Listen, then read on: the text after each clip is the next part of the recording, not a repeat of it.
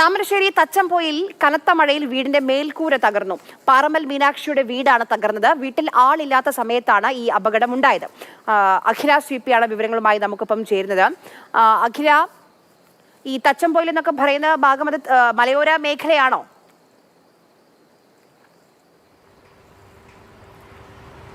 അതെ ആര്യ, താമരശ്ശേരി മലയോര മേഖലയിലാണ് ഇത്തരത്തിൽ വിവിധ ഈ മീനാക്ഷിയുടെ വീട് മാത്രമല്ല നമ്മൾ ദിവസവും റിപ്പോർട്ട് ചെയ്യുന്നുണ്ട് പല വീടിൻ്റെ മുകളിലേക്കും മരം വീണ ശക്തമായ കാറ്റിലും മേൽക്കൂരയും മതിലും എല്ലാം ഇടിഞ്ഞു വീഴുന്നുണ്ട്. അപ്പോൾ മീനാക്ഷിയുടെ വീട്ടിൽ, താമരശ്ശേരി സ്വദേശിയായിട്ടുള്ള മീനാക്ഷിയുടെ വീട്ടിലേക്കാണ് ഏകദേശം രാവിലെ ഒരു 9:00 ഇത്തരത്തിൽ വീടിൻ്റെ മുകളിലേക്ക്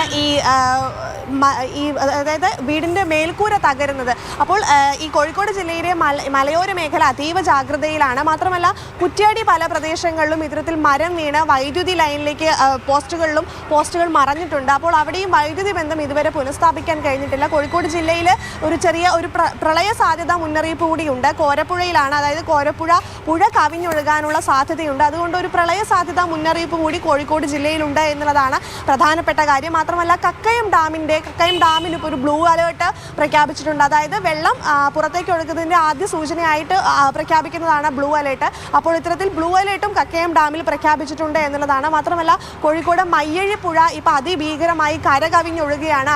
അതിൻ്റെ പരിസരത്തുള്ള 5 സെന്റോളം ഭൂമി ഇപ്പോൾ പുഴ എടുത്തിരിക്കുകയാണ്. അല്ലെങ്കിൽ അങ്ങോട്ട് ഇത്തരത്തിൽ പുഴ കര കവിഞ്ഞൊഴുകുകയാണ്. പല കൃഷിനാശം ഉണ്ടായിട്ടുണ്ട്. തെങ്ങുൾപ്പെടെയുള്ള മരങ്ങൾ കടപുഴകി വീണിട്ടുണ്ട്. അപ്പോൾ ജില്ലയിൽ വ്യാപകമായ നാശനഷ്ടങ്ങളുണ്ട്. ഈ നഗരത്തിൽ ഇടവിട്ടാണ് മഴ പെയ്യുന്നതെങ്കിലും ജില്ലയിലെ മലയോര മേഖല അതീവ ജാഗ്രതയിലാണ്. വിവരങ്ങൾ നൽകിയത് കോഴിക്കോട് നിന്ന്. മലയോര മേഖലയിൽ അതീവ ശ്രദ്ധ വേണം.